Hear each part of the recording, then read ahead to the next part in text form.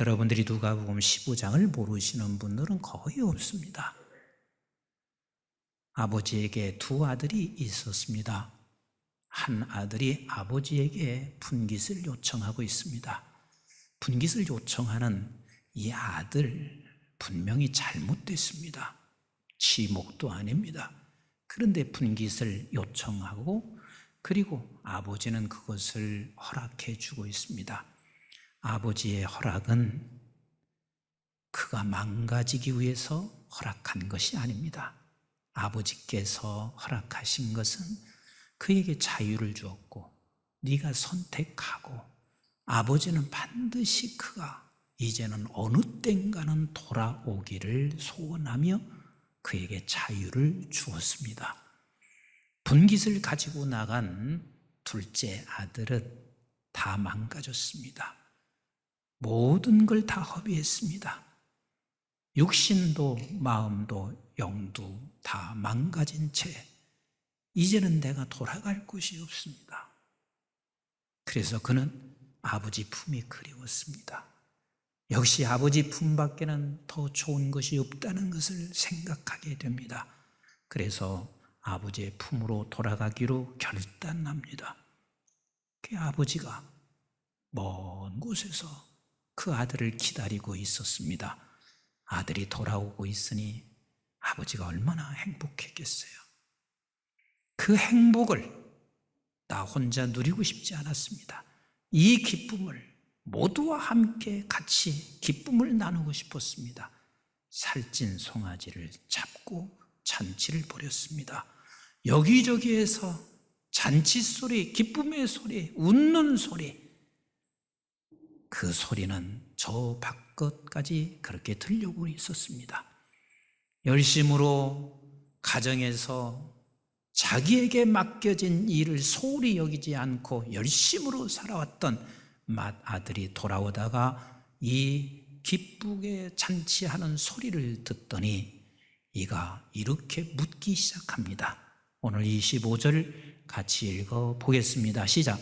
맏아들은 밭에 있다가 돌아와 집에 가까이 왔을 때에 풍악과 춤추는 소리를 듣고 한 종을 불러 이 무슨 일인가 물은데 대답하되 당신의 동생이 돌아왔음에 당신의 아버지가 건강한 그를 다시 맞아들이게 됨으로 인하여 살찐 송아지를 잡았나이다 하니 그가 노하여 들어가고자 하지 아니하거늘 아버지가 나와서 권한데 이 맏아들이 노했습니다.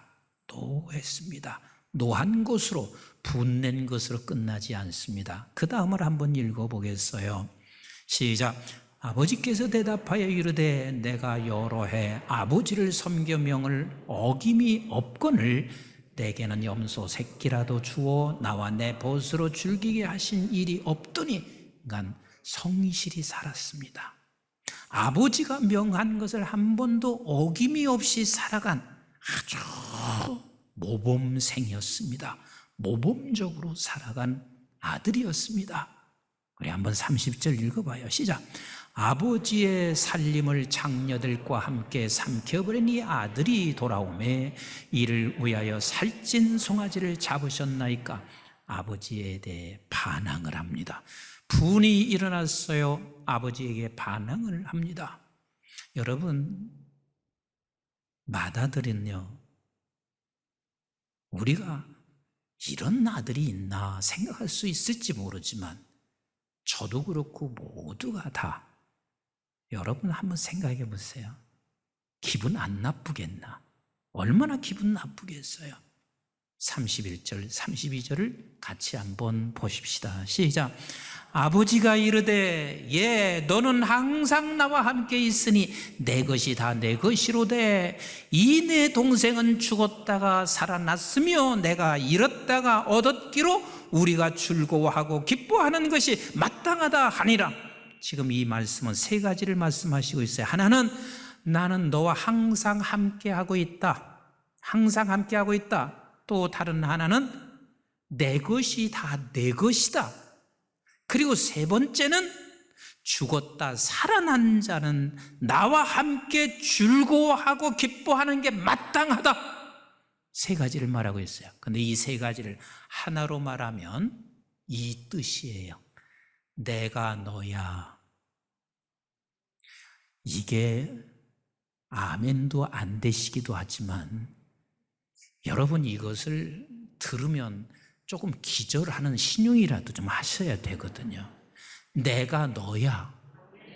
하나님이 지금 말씀하시는 거요. 하나님께서 말씀하시기를 내가 너야, 너는 나라 라고 말씀하시고 계세요.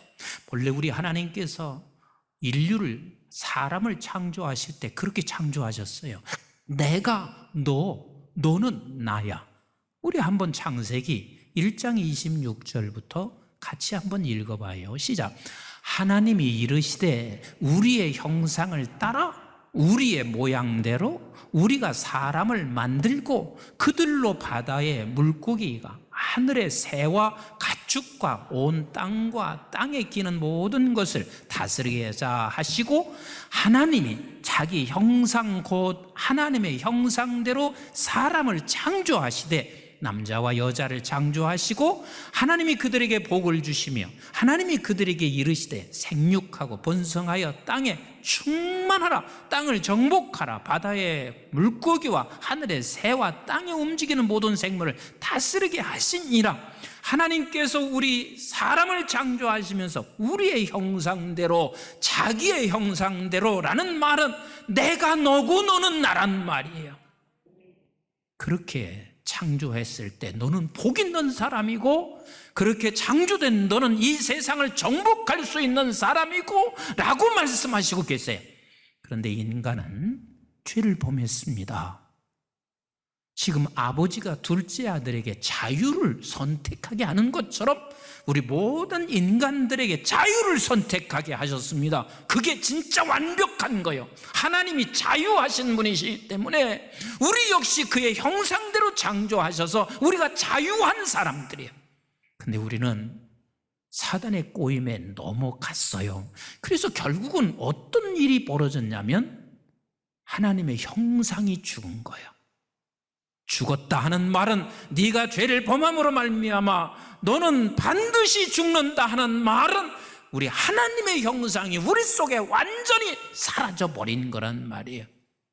그런 저와 여러분들을 우리 하나님께서 사랑하셔서 독생자를 이 세상에 보내주심으로 말미암아 여러 차례 제가 말씀한 대로 창세기 3장 속에, 죄인 속에 있는 우리를 십자가의 보혈로 어디로 옮겼냐면 창세기 2장으로 옮겼다 하는 이 말은 우리 하나님의 형상을 우리에게 다시 어떻게 하셨냐면 재창조하셨습니다. 아멘이신가요? 그래서 우리는 창세기 2장 속에 있는 저와 여러분들이 됐단 말이에요. 그래서 신약시대에 살고 있는 저와 여러분들을 향해서 우리 주님께서 뭐라고 하시냐면, 우리 하나님께서 너는 나야 하시는 것처럼 우리 주님도 역시 너는 나야, 내가 너야 라고 말씀하시고 계세요. 사도 바울이 바울 되기 전에 사울이었을 때 그가, 예수님은 이미 돌아가셨어요. 그래서 그에게는 부활하신 예수님이 아니에요. 죽은 예수예요. 그런데 그 제자들이 그 예수를 전파하기 위해서 수없이 다니고 있을 때 사울은 그를 죽이기 위해서 그가 가고 있었어요. 이때 우리 주님이 뭐라고 하시는지 사도행전 9장 1절부터 같이 읽어보겠습니다. 시작. 사울이 주의 제자들에 대하여 여전히 위협과 살기가 등등하여 대제사장에 가서 다메섹 여러 회당에 가져갈 공문을 청하니, 이는 만일 그 도를 따르는 사람을 만나면 남녀를 막론하고 결박하여 예루살렘으로 잡아오려 함이라. 사울이 길을 가다가 다메섹에 가까이 이르니 호련히 하늘로부터 빛이 그를 둘러 비추는지라. 땅에 엎드려 들음에 소리가 있어 이르시되 사울아 사울아 네가 어찌하여 나를 박해하냐. 누구를 박해하냐? 나를 박해하냐. 지금 사울은 누구를 박해한 거예요? 예수님의 제자들, 그를 따르는 사람을 박해하네. 네가 어찌 나를 박해하느냐. 그래서 5절 시작. 대답하되 주여 누구시나이까. 이르시되 나는 내가 박해하는 예수라. 사도 바울, 사울은 나는 당신이 누군지도 모르겠고 당신을 박해하는 게 아니라 지금 예수님의 제자들을 박해하고 있는데 주님은 말씀하시기를 네가 나를 박해하고 있다. 다시 말씀드리면 우리 주님께서 내가 너야, 너는 나야 라고 말씀하시고 계세요. 그래서 저와 여러분들은 주님과 연합된 자입니다. 아멘이신가요? 그런 자들에게 우리 하나님께서 뭐라고 말씀하시고 계시냐면 갈라디아서 2장 20절에 이렇게 말씀하시고 계시잖아요. 우리 같이 읽어봅니다. 시작. 내가 그리스도와 함께 십자가에 못 박혔나니 그런즉 이제는 내가 사는 것이 아니요 오직 내 안에 그리스도께서 사시는 것이라. 이제 내가 육체 가운데 사는 것은 나를 사랑하사 나를 위하여 자기 자신을 버리신 하나님의 아들을 믿는 믿음 안에 사는 것이니라. 아멘이신가요? 아멘이신가요? 그래서 우리 모두에게는 하나님의 마음을 소유한 백성으로 우리를 불러내셨습니다.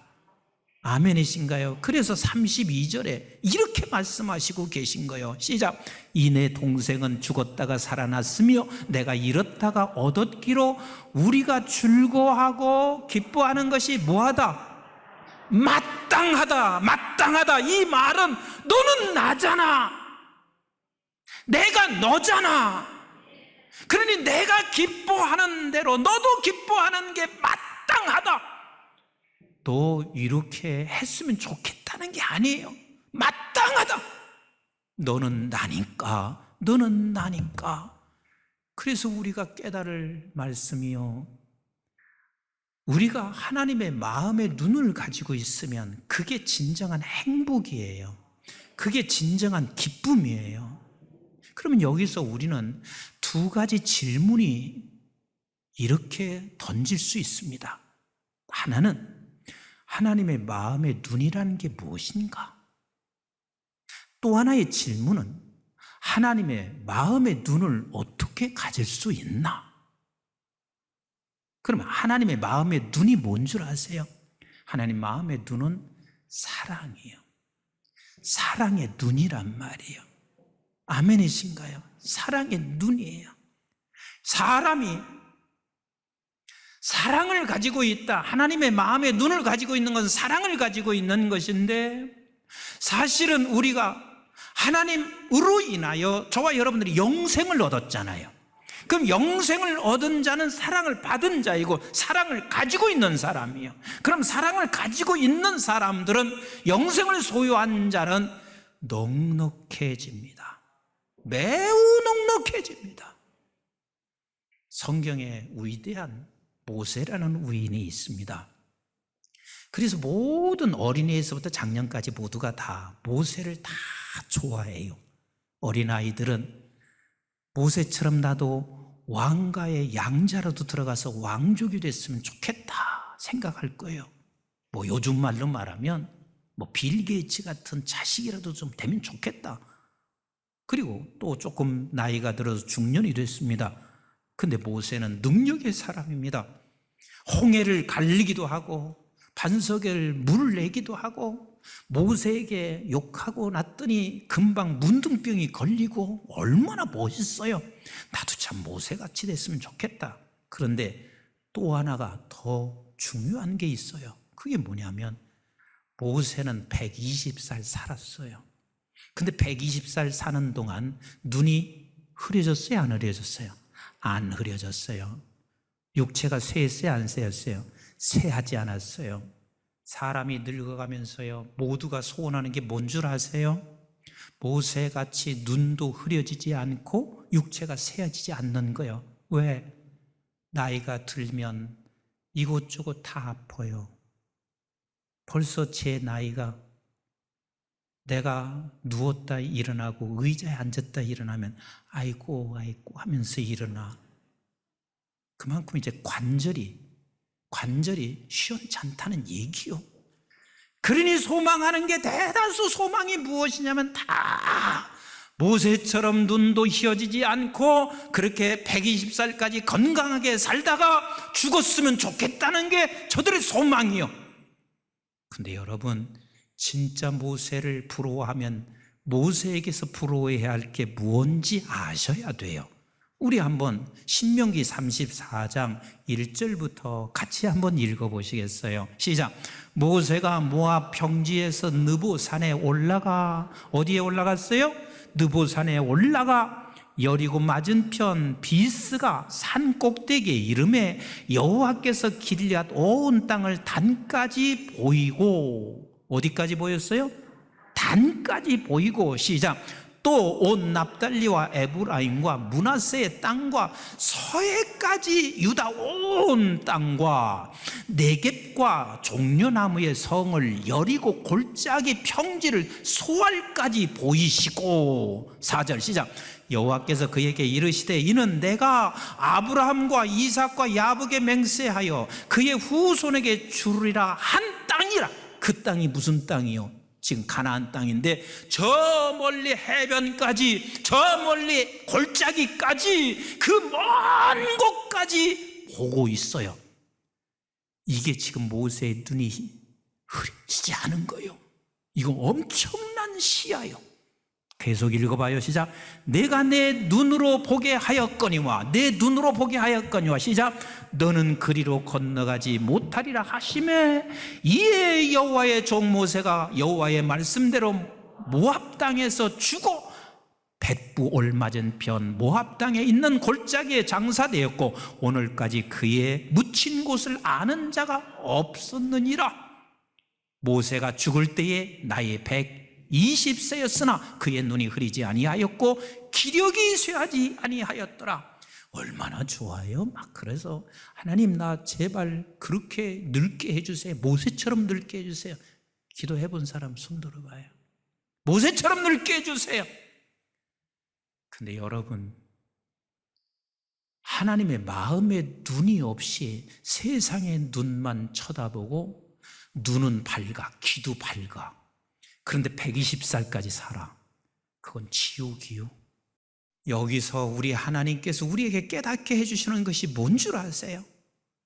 저와 여러분들은 이미 우리 하나님께서 영원한 생명을 허락해 주셨습니다. 그러면 우리의 눈이 흐려지지 않고 육체가 쇠하지 않아서 어디를 볼 수 있냐면 영원한 천국을 볼 수 있어야 돼요. 아멘이신가요? 그게 그렇게 해서 120을 살아야 그게 기쁨이고 복인 것이지, 120 살면서 우리가 이 세상에 마음의 눈밖에 없어서 그리 흐려지지 않고 산다면 지옥입니다. 지옥이에요. 우리 이 마다들은 무엇 하나 흠이 없었습니다. 아버지의 명령에만 완벽하게 했습니다. 그때 우리 주님께서 뭐라고 말씀하시는 줄 아세요? 한 율법사가 우리 주님께 찾아왔어요. 그런데 그것을 뭐라고 하냐면 시험하여 라고 했어요. 어떻게 해야 영생을 얻을 수 있어요? 하고 물었어요. 우리 예수님께서 하시는 말씀이 율법에 뭐라고 하더냐? 그 율법을 알았습니다. 마음과 뜻과 정성을 다하여 하나님 사랑하고 내 이웃을 사랑하고 했습니다. 그때 우리 주님께서 뭐라고 하시냐면 너 그렇게 행해라. 그리고 강도 만난 사람을 쭉 얘기하시면서 37절에 너도 그렇게 행하라. 너도 그렇게 행하라. 그런데 여러분, 그렇게 행할 수 있는 것은 내가 하나님의 마음의 눈으로, 사랑의 눈으로 세상을 볼 수 있을 때 그렇게 생각하게 되고 그렇게 결정하게 되고 그렇게 행할 수가 있는 거예요. 그때만이 진정한 행복이 있어요. 그때만이 진정한 기쁨이 있습니다. 그러면 어떻게 하면 내가 하나님의 마음의 눈을 가질 수 있을까요? 어떻게 하면 하나님의 마음의 눈을 가질 수 있을까요? 이건 세 가지요. 이 세 가지 전제 없이는 안 돼요. 하나는 뭐냐면 우리 하나님이 우리에게 하나님의 마음을 주시는 영생이 있어야 돼요. 이것은 내 힘으로 되는 것이 아니라 하나님의 힘으로 되는 거예요. 그래서 그것을 은혜라고 말을 해요. 근데 은혜에 대해서 여러분들이 절대로 잊지 말아야 할 게 있습니다. 은혜 그러면 나는 아무것도 안 해도 돼. 그런 게 은혜가 아니에요. 은혜라는 말은 내가 내 공덕, 이것을 반대하는 거예요. 내 공로를 반대하는 거예요. 그리고 은혜라는 말은 내 노력을 반대하는 말이 아니라는 사실을 알아야 합니다. 아멘이신가요? 다시 말씀드리겠습니다. 은혜라는 말은 나의 공적을 반대하는 것이지 노력을 반대하는 게 아니란 말이에요. 그러면 잘 보세요. 저와 여러분들에게 하나님이 영생의 선물을 주신 걸 믿으시나요? 아멘이신가요? 그런데 누군가 노력했습니다. 누군가 헌신했습니다. 그 최초의 분은 하나님의 아들 독생자 예수십니다. 두 번째입니다. 우리가 하나님의 마음의 눈을 갖는 것은 이미 가지고 있는 우리를 사단이 늘 막습니다. 우리는 하나님의 마음의 눈이 없다고 생각하게 만듭니다. 그래서 우리 하나님께서 이렇게 말씀하시고 계세요. 우리는 하나님의 마음의 눈, 사랑의 눈을 사모하셔야 돼요. 고린도전서 12장 31절에 하나님께서 이렇게 말씀하시고 있습니다. 은사를 쭉 설명하시면서 너 더 큰 은사를 사모하라. 더 큰 은사를 사모하라. 사랑을 사모하셔야 돼요. 사랑을 사모하셔야 돼요. 다시 말하면 아버지 하나님의 마음의 눈으로 내 남편 보게 해주세요. 하나님의 마음의 눈으로 내 아내 보게 해주세요. 하나님의 마음의 눈으로 우리의 공동체 보게 하여 주세요. 여러분, 하나님의 마음의 눈으로 보지 아니하면 맏아들과 같이 불만을 품게 되어 있어요. 그리고 공격하게 되어 있어요. 누구나 마찬가지예요. 그러니 하나님의 마음의 눈을 사모하셔야 돼요. 그리고 세 번째는 훈련입니다. 훈련이에요. 내가 하나님의 마음의 눈을 가지고 세상을 보는 것은 훈련이에요. 끊임없이 훈련이에요. 그럼 여기서 훈련이라는 말이 무슨 소리냐면, 아침에 내가 당신을 사랑하기로 했어. 그래서 내가 사랑하려고 손을 먼저 내밀었더니 아니, 손을 갖다가 싹 빼버리는 거야.